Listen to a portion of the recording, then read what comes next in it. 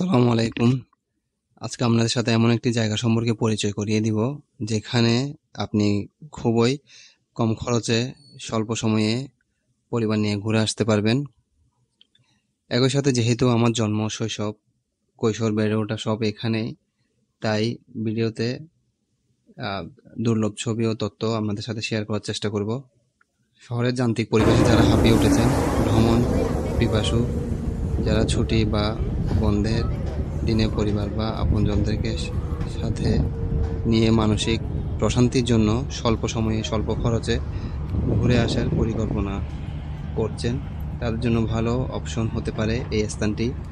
বিশেষ করে যারা বাকলিয়া, চকবাজার, বহদ্দারহাট, চাকতাই, খাতুনগঞ্জ, কোতোয়ালি, চাঁদগাঁও, পাঁচলাইশ এইসব এরিয়ায় বসবাস করছেন, তাদের জন্য পরিবার ও আপনজনদেরকে নিয়ে ঘুরে আসার ভালো একটি বিকল্প হতে পারে এই স্থানটি, যা আপনাকে চট্টগ্রামের নেভাল বা সি বিচের কিছুটা হলেও ফিল দিবে। আর এখানে পানিপথে বোট ভ্রমণের সুবিধাও রয়েছে। স্বাভাবিক পরিস্থিতিতে পরিবার বা আপনজনদেরকে নিয়ে ঘুরতে গেলে সন্ধ্যা বা সূর্য অস্ত যাওয়ার পরেই প্রস্থান করাই নিরাপদ, কারণ এক্ষেত্রে জায়গাটি উন্মুক্ত, পর্যাপ্ত আলোর ব্যবস্থা নাই।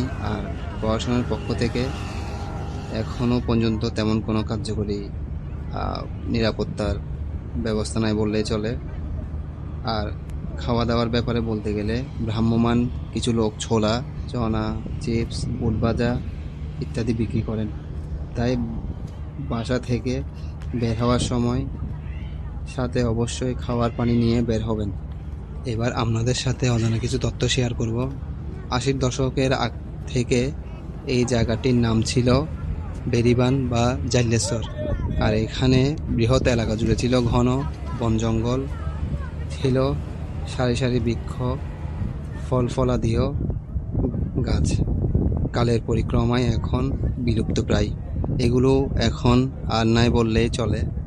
এখন স্ক্রিনে আপনারা যে ছবিটি দেখতে পাচ্ছেন, ছবিটি 1996 সালের। পাশে যে সেতুটি দেখতে পাচ্ছেন এর পিছনেই জাইলেশ্বর, বর্তমানে যা এখন কল্পলোক আবাসিক প্রথম প্রকল্প বা কল্পলোক আবাসিক A block, B block, C block এই নামেই পরিচিত। আর এখানে আসার জন্য আমাদেরকে প্রথমে চট্টগ্রাম শহরের যে কোনো প্রান্ত থেকে কল্পলোক আবাসিকে এসে আবাসিকের 2 নং গলি থেকে রিক্সা বা টমটম যোগে বা ব্যক্তিগত বাহনে স্থানীয় যে কারো থেকে জিজ্ঞেস করলে স্থানটি দেখিয়ে দিবে। আজকে এই পর্যন্ত।